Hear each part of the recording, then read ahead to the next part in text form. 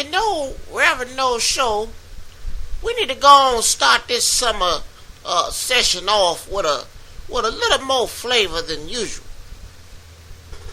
Oh, Miss Jenkins, I thought you'd never ask. Let me go on and set it off for you.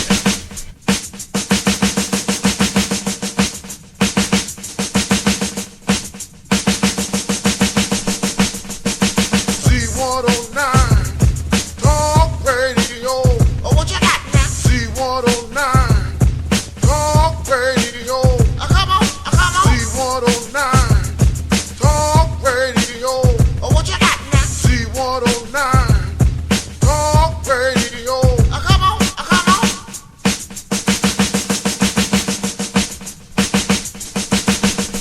Z109FM. It's summertime, people, and we're setting it off. It's time to get ready for summer. It's time to go ahead and start things off right, so we're doing it right.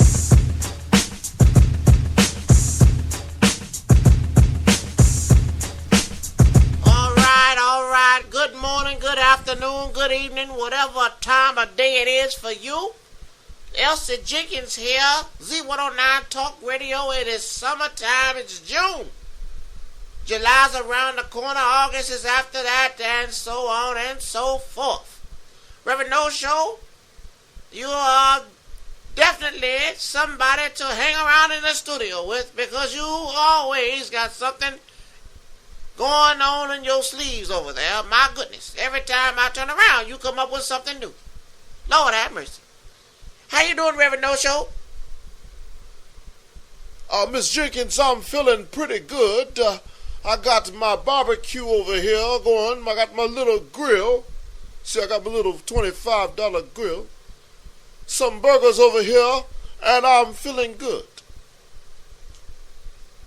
Well, I hope you got a burger on the grill for me, and put a little bit of frankfurters on there for me, 'cause I like a little hot dog with a little relish and a little ketchup.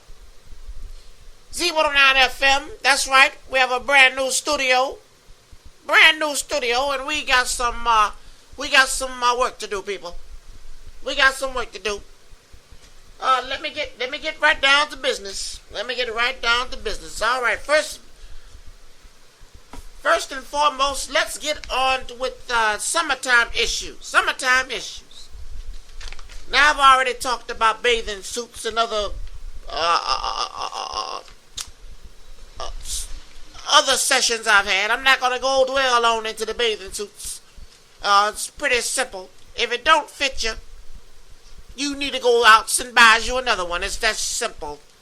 There's no science or arithmetic to buying a bathing suit. Your size, find your size. It's that simple. All right, next topic we're going to talk about is a topic dear to me. Let's talk about cookouts. Now, I've got a problem because every summer we have cookouts, and every summer I see the same problem. Sometimes the problem is worse at certain cookouts than other cookouts. Some people manage this problem with a little bit more care. The issue is with flies, people. I'm going to tell you right now, if you don't cover up the food, okay, I'm not going to be having none of your ribs. I'm not going to be having none of your frankfurters. I surely ain't going to have any of your potato salad, etc., etc. You've got to manage the fly control at your picnic. Now, what gets me about the fly control issue is that some people act like they don't see the flies. Now, people, flies are bigger than ants. If you can't see a fly, you got a problem. You got a serious problem if you can't see a fly over there on the trying to get up under the aluminum foil to give him a little taste of some ribs. Now, I'm going to tell you what. We're going to go into a little bit of science about the fly, because when you know what a fly is about, when you know what a fly is trying to accomplish, you learn to cover the food. It's that simple. It's that simple, people. These flies have missions, and these flies don't play. They will fly on your sandwich. They will fly on your potato salad. They will fly on your hot dog. They don't care. And their goal is to eat people. But you see, flies don't just sit there and fill up their plate and fly off. No. And let me get my information here. Let me tell you something. Flies carry many different kinds of germs, people. Typhoid, cholera, dysentery, scarlet fever, diphtheria, and even the eggs of intestinal worms and parasites. Now, are y'all listening to what I'm saying? Let me repeat what kind of germs a fly is carrying. So imagine yourself at the cookout, and you just over there in the chair nilly-willy watching the flies fly on the food. You know, before the guests get to the cookout. You just watching flies.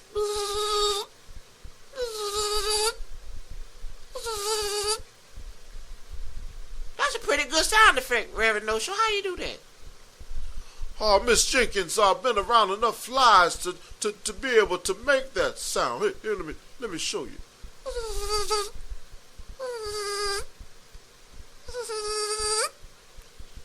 Lord have mercy, you sound just like a damn fly, Reverend No Show. Anyway, Lord have mercy, I had to get my fly swat out. Okay, listen. Typhoid, that ain't nothing to mess with. That can take you out. Cholera ain't nothing to mess with either. But scarlet fever? That's a disease that, you know what I'm saying, that thing's been extinct. But these bugs, these flies carry these germs. Even eggs, they carry them. And let me see if they go into more depth about how they do this. Let's see. Let's see what we got here. Polio. Alright, wherever they are, they leave behind them deposits of filth and germs. Lord have mercy. Wherever they are, they leave deposits of filth and germs. They contaminate dishes, eating utensils, kitchen, restaurants, foods, marketing, and storehouses. Let me tell you something. Let me go on in a little depth with it. I'm going to tell you something. I went to a grocery store, and I went to get me some honey ham, because I like some honey ham sandwiches every now and then. I'm going to call the store out, because you know what? It was nasty.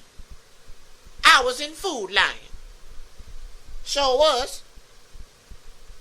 And I was sitting there, another gentleman next to me, sitting there, you know, looking there, and I said, okay, let me get to half a pound of that honey ham there, sir. Well, as I looked closer into the case, I saw about 30 flies, just flies inside the case. And not even inside the case, but there was flies on the meat cutter. And you know, I said to myself, I said, Lord, this man is in there around the meat cutter with the meat and the flies, and he don't act like he see them. Now, me personally, if I'm in some type of a setting and there's a fly around, I tries to get him. You know, you runs after him with a newspaper, whatever you made weapon of choice. You get the weapon of choice and you go get that fly. See, I can't sit down and have my sandwich and chips knowing there's a fly flying around in the room. Now, if you're that kind of person that can sit there and eat with a fly on your fork watching you eat, you got problems. You got something wrong, something in your mind just don't click. That you need to gets up and gets the fly. And some people might be saying, well, why do I got to get up and get the fly? He on the end of my fork just looking at me. He ain't bothering me. I can still eat my sandwich. Well, the fly's going to eventually fly on your sandwich. You can sit there all day and act like he ain't going to fly on your sandwich. Set your sandwich down and wait. I guarantee you he will fly off of that fork. He might do a spin around or double dip and then hit your sandwich like lightning and just sit there. Now trust me, when he's sitting there, he's not just sitting there watching you. No, he's not just sitting there admiring how you put the lettuce and tomatoes on the sandwich. No, people. He is crawling on your food and contaminating it. And let me pass some information on to you. Scientists allowed flies to crawl over certain types of food. 15 minutes later, they found over 9,000 germs on that food. And half an hour later, they found that there were more than 1 million germs. So, these germs that the flies put on the food that you eat, they multiply. It's not like just one germ and you got to try to get this germ in your mouth. No, the kind of germs that flies carry multiply. They are alive. Right? So people wonder why they're sick when their food has been contaminated by the flies. It's because the kind of bacteria and germs they carry is active bacteria. It's alive. It's growing. So if you allow the flies at a cookout to infest the barbecue ribs and chicken, to infest the corn on the cob and other the delicious things you have, you can best believe that you're going to get sick. It's going to taste good. There might be some tangy barbecue sauce you're sucking down, but I'm going to tell you right now, if enough flies have been on your food while you weren't looking, you will be sick. It's a fact, people. Reverend No Show, do you cover your food when you're at the cookout? Yes, Miss Jenkins. I covers my food up, and I am quick not to eat if some food has been uncovered for a period of time. Well, I'll tell you right now, you don't cover the food up, I ain't eating it. It's that simple. Now, needless to say, when I was at that deli, I told the gentleman straight up, I said, sir, you can cancel my order for my honey ham. I didn't have no shame in my game. I didn't hesitate, and I didn't have to give him an explanation. That gentleman should have seen all them damn flies flying around back there and should have closed up that deli and took care of the fly problem. At least minimize the problem. You may not be able to solve it because the doors in the front of the store open 24 hours a day, open and close. The flies ain't stupid. They know how to get in a building. They can smell the food. But you take time out to stop what you're doing and get rid of some of the flies. Because you understand flies. See, that's the problem. Some people don't understand flies. Some think they're little cute little creatures they see on the cartoons. Well, they're not. Flies carry disease and germs. Some diseases that will take you and make you very sick and even can kill you. So, don't play with the food at the cookout. Cover the food up, aluminum foil. The best thing is containers. Tupperware containers. You get your containers, you cook your food, you put them in the containers, you seal them up. Aluminum foil to me is just too much work. Because one person's fold and wrapping is not the same as Annie Dixon. You know, some of the older folks just don't care, so they don't put the foil like they're supposed to all over the food. That kind of ticks me off. Annie Bell come over there and she'll pull up. Somebody wrapped the foil up there real nice. She'll come up there and pull the foil off. Stuck her hands out like, oh Lord, you know what? If I catch somebody sticking their hands in there and getting the chicken out, I smack your damn hands. You use a tongs or something to get the chicken or the ribs out. You don't use your hands. Some of y'all old, high mighty, holier than thou, old folks, y'all need to wake the hell up. You don't stick your finger in the daggone chicken. You watch a cookout. Watch a good cookout. I'm telling you. Them old folks will do that. And it ain't even right. Sticking their hands in the chicken.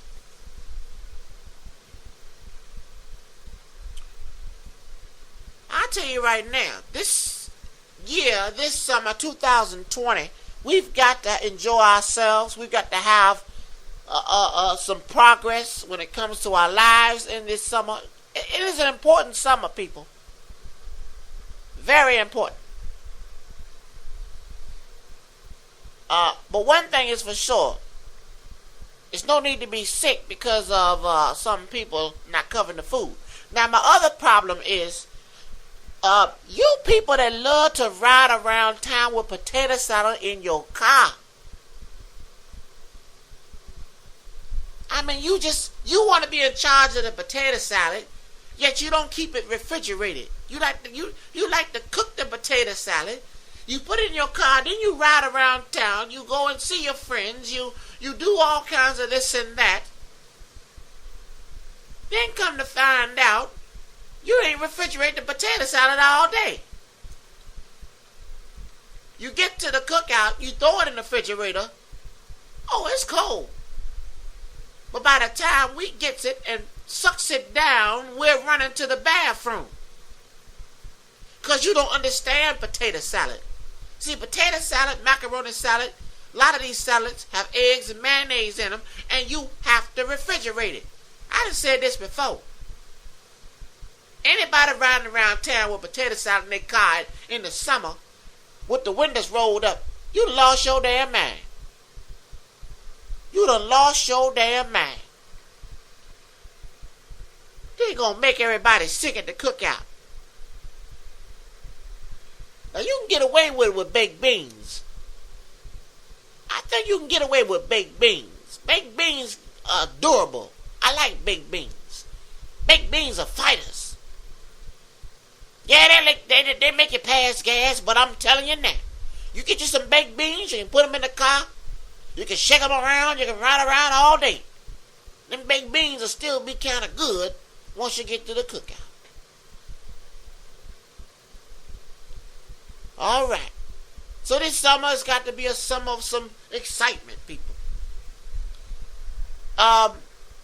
What else we got on our table here, Reverend No Show, about the summer? All right, the oil issue. Don't let this oil issue deteriorate your summer, people.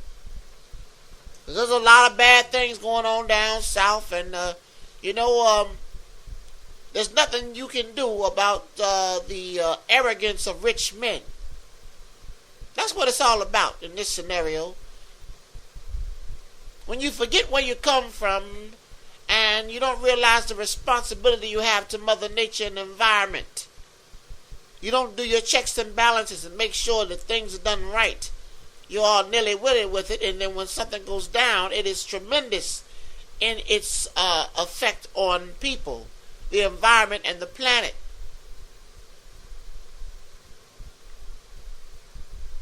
I wouldn't take it personal, people. Some people aren't going to be able to go to the beach this summer down south because of this situation. But you still can be at home with your family and have a good summer.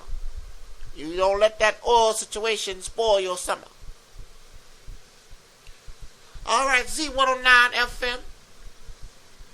We're going to take some calls today. We're going to take some calls. If you need some help with your summer issues, we're going to take some calls. We're going to see what's going on with America. Z109 is Elsie Jenkins. How you doing? Hello, Miss Jenkins. My name is Paul, and I had a question about my car. Should I go ahead and do the maintenance on the air conditioner now, or should I just go ahead and wait since summer's already here? Because I want to make sure my air conditioner's working properly. All right, Paul. Well, that's a easy question. Remember, you got to be proactive when dealing with these types of things. You don't wait till summer's here to start thinking about working on your air condition, and you don't wait till winter's here to start worrying about your heater. In the springtime, you should already get that serviced so that once summer's here, you're good to go. And when fall comes, you get your heater service. Same thing. Because you don't want to get out here and don't service these things. That means you got to get the Freon check, the levels. Make sure there's no leaks in your lines. Make sure your compressor is compressing. These are other little pieces to the machinery that cool your car, your house, whatever. They wear out, they break. So you want to make sure you get those checked before you start using them. Not during or after the fact, because then it'll be too late. And you know how that thing works. By that time, you don't have any money because you're enjoying yourself during the summer. Now you got another bill that you could at least try to avoid by doing some maintenance. That was a good question, Paul. I thought you was going to come at me with some craziness, but I guess we go to the next caller. All right, next caller, you're on the line. Hello, Miss Jenkins. How you doing, Miss Jenkins? I'm doing well, doing fine. Thank you. Doing well. I had a question about I got some 12-year-old and 13-year-old. This summer they're out of school. They don't sit around the house and do nothing. That's what they told me. Well, I told them they're going to get their hand parts up and go out here and, find something to do. I mean, you have any suggestions on what I could get these youngsters involved in, just to keep them out of trouble and not in the house eating up all my food and, getting into mischief? Any suggestions? Well, sir, as I sit here eating my chocolate chip cookies and drinking my coffee, I understand that young people's getting a lot of trouble during this summer. No school, nothing to do. So you gotta find something for them to do. You gotta get them into the YMCA, Boys Club, Girls Club. Get them a job if they're old enough to work. Find them someplace to be employed. You gotta keep them busy. You can't let them sit around watching cartoons and running the streets because that's how they get in trouble. But that's my suggestion. I'd put it to you like that. I haven't really dealt with young people in a while, so I'm going to tell you right now. If you have to, you create a job for them yourself. You get some of your own money. You tell them this is the money I'm going to pay you. Go out there and you pick up so much paper every day and bring it back. And I'll pay you a certain amount of money. You create a job for a young person. It's not hard. You just got to get out here and you got to be creative. That's all. All right. Next caller, you're on the line. Hello, Miss Jenkins. Lord, Reverend No Show. It's Willie the Wino. How you know it's me? Well, I can tell it's you with it, 'cause I can smell you through the phone. Okay. Well, I got through the line, Miss Jenkins. I thought I'd call you up and ask you a question. Go on, Willie, ask your question. We ain't got all day. We got people trying to get through the lines. How come you ever had no beer at your cookouts? Everybody else got some. I mean... Well, that's a simple answer to that question, Willie. You're the reason why I don't have beer. You're the reason, because, see, if I had alcohol, people like you would come there and drink it all up and then stumble over the food, spitting and talking over the barbecue chicken. So that's why. Well, so... We'll have to deal with people like you, Willie. Can I get a word in, Miss Jenkins? I have a question I'd like to ask. You can ask your question, Willie. Get to the question. You keep stumbling over your words. Get to the question. Mafia, whatever you call yourself. Got a question for you. I want to know how come you don't ever invite me to none of your picnics. You never asked me to come to none of your picnics. So why is that? Well, Willie, I'm going to be honest with you. And people need to be honest with other people. There's just certain people you don't invite to cookouts because they always come there causing a scene. That's why. For example, you little alcoholics that like to come to the cookout sober and leave there drunk. Who wants to keep inviting you to the cookout when they know you're going to come there sober, leave there drunk, tearing up half of the cookout? That's why I don't invite you, Willie. Because you come there drunk and leave there drunk. That's the worst kind of person to invite to a cookout. And I got a problem with you talking and spitting when you talk, Willie. That's my problem with you. Because you talking and you slobbing and talking and spit coming out your mouth. Now I might be sitting there trying to have a decent conversation with you with my plate of barbecue chicken, potato salad, macaroni salad, hot dogs or whatever, and you want to come over and start talking over my food. It only takes one time for me to see a little droplet of spit come out your mouth while you talking and hit my plate, and it's on. It's on like Donkey Kong. Next caller, you on the line. Hello, Miss Jenkins. What should I do about the relatives that come by for the cookout? You tell them to bring something, and they don't bring nothing. They always never bring nothing, but they want to come there and eat up all the food. I mean, what would you suggest I say or do to these relatives that just, they never bring nothing, Miss Jenkins? Okay, that's a simple solution. What you gonna have to do for those relatives that continue to come to the cookout empty-handed? Because that's what that's all about. They think that they just can come in there and just walk all over the cookout. Well, you know what you need to do? You need to set aside some of that potato salad that was sitting in the car all day for them. Let some meat sit out in the warm sun for a while and let it turn a darkish brownish color.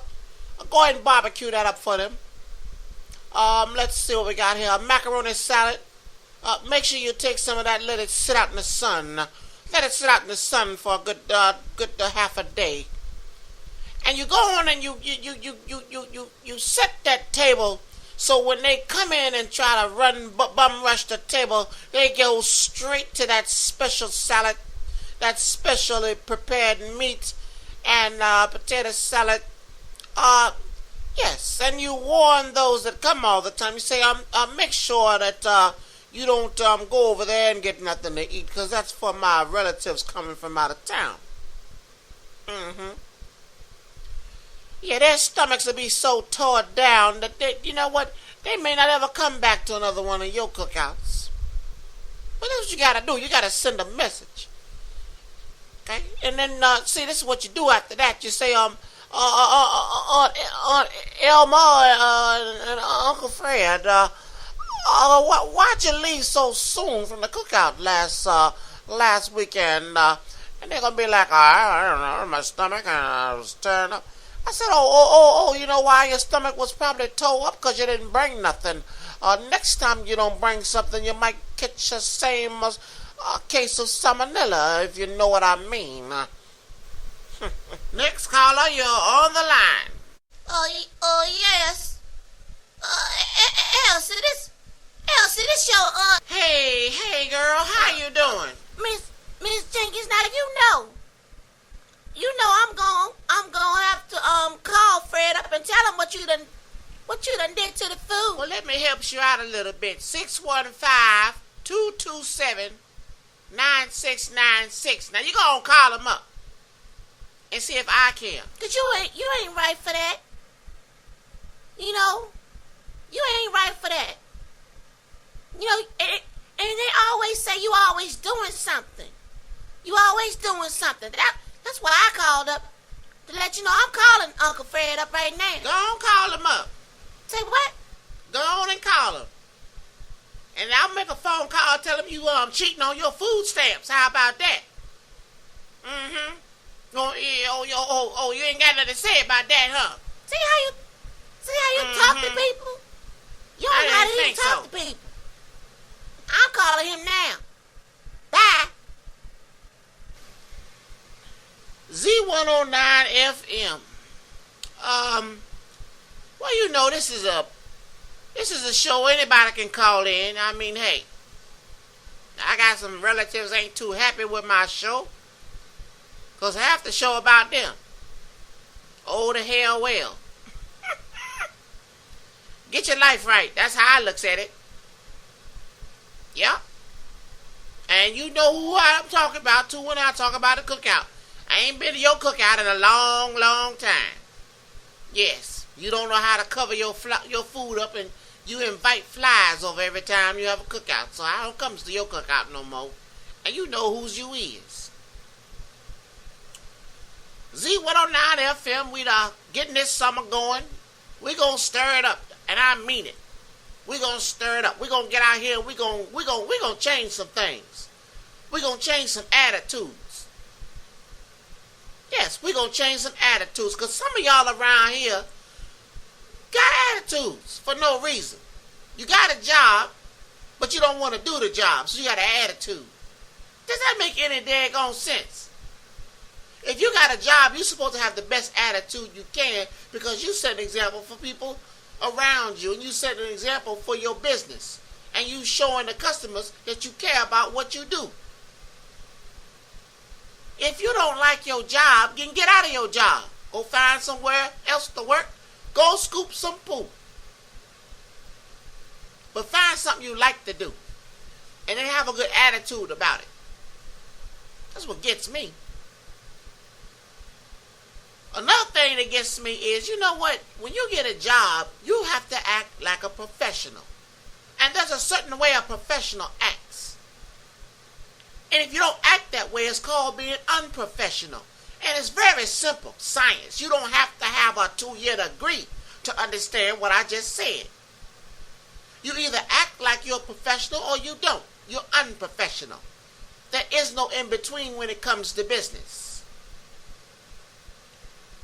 We got a lot of people out here that are unprofessional, but they're in positions of leadership, training. And it just don't make any sense. Doesn't make any sense at all. Let me get back to the cookout, because this is summertime, people. I want to make sure things change with these cookouts. Now, you know when you have that big cookout, you always have some of the regulars come through. Well, one thing has got to change about the regulars, and that's the same old plaited pants you wore back in 1979, you wearing to the cookout in 2010. No. You got the same plaid jacket, or you got them same old crocodile shoes you wearing to the cookout. Now, who dressed you? It's summertime. it's summertime. Go to Walmart and get you a short set. Put one together or something. But don't wear the same clothes you wore back in the day so people know, here come Brother Pee-wee. Yeah, you can see Pee-wee coming out the car from a mile away. Yeah, because he got the same plaid pants on, which you done cut into shorts. After all these years, Pee-wee done took them pants, them plaid pants, and he done cut them into shorts. Them the same damn pants he wore in 79. But he done cut him into shorts. And now he rocking them in 2010. Yeah, well, you know what? We got to do something about the fashion, because you telling yourself when you wearing them same old clothes. Now, older ladies, I'm going to tell you right now, I know you go through trials and tribulations with your hair. But if you think you're going to keep rocking that same wig you wore back in 1981, you can't do it. You've got to at least go out and find you a new wig. Don't wear the same wig for 25 years and think nobody at the cookout knows you wearing the same wig. It's your trademark now. They say, oh, there go Aunt Sarah. Her hair never changed. Her hair is always the same. You like, as a little child, you don't get it. But you know it's Aunt Sarah because you're like, oh, that's my Aunt Sarah right there because she got that same hairdo. Well, it's a wig. And she been wearing that wig ever since you was crawling. Now you got a family, you in your 30s, and she got the same wig on. It's embarrassing, people. It's flat out embarrassing. And someone should take her to the side and say, do you have any extra change? Are you short on money? Do we need to collect something for you? So you can just go down to the Korean shop and get you a new wig. Just get you a new one. And don't be afraid to have some style, old people. Yes, you don't have that young hair like you used to, but get you a wig with some style in it. Some swagger. You know, don't just run off to the thrift shop and get a replacement wig for the wig that you had on. That's about as bad as the one you had on your head. Get you a wig that's going to show that you are fresh and alive. Not what they're going to put on you when you get in the casket. And there's another thing. Have a fresh wig on standby if you have to be thrown in the casket. Don't let your relatives come to the funeral saying you got that same wig on you wore at the cookout.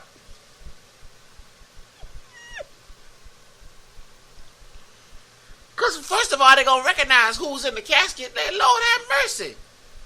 Lord have mercy. Poor baby. And Lord, she took the wig with her. Have a standby wig that you say, hey, this wig, put that on me when I'm about to be put in the ground. Put this wig on me, please, so I'll at least go out with some swagger. Lord, have mercy. Gonna have the same wig on for 32 years. 32 years, people, is a long time to be wearing a wig. I didn't think George Washington wore a wig that long. And Thomas Jefferson took his off every now and then. Abraham Lincoln didn't have no wigs. The man had some sense. That's what I like about Abraham Lincoln. That tells you he wasn't no stupid man. The rest of them fools had wigs on in the hot Philadelphia sun. Took pictures with the wigs on. But Abraham Lincoln said, the hell with y'all. I'm combing my hair. Abraham Lincoln, I tell you, smart man. He ain't fall into place with the rest of them. He did his own thing. That's what I likes about Abraham Lincoln. All right, summertime is here. We're about to wrap things up. Make sure we hit all the issues. I think we have talked about some things here. Reverend No Show, anything I missed? Miss Jenkins, I don't think so. I think you covered a lot. Yeah, I think I covered some things. One last thing. If we can't agree on anything today, at least let's agree on what kind of music we gonna play at the cookout. Now, I don't mind taking it back. That's fine with me.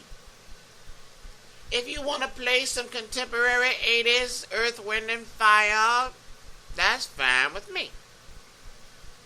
You got a little bit of neo and R&B, some Jodeci you want to play at the cookout.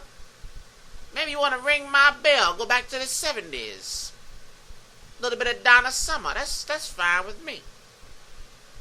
But Lord, don't bring your damn Eazy-E CD to the cookout talking about F the police, because I'm telling you, you are enticing the old folks. You can't do that. You can't bring the snowman in talking about how much crack he done moved. Don't nobody wants to hear that.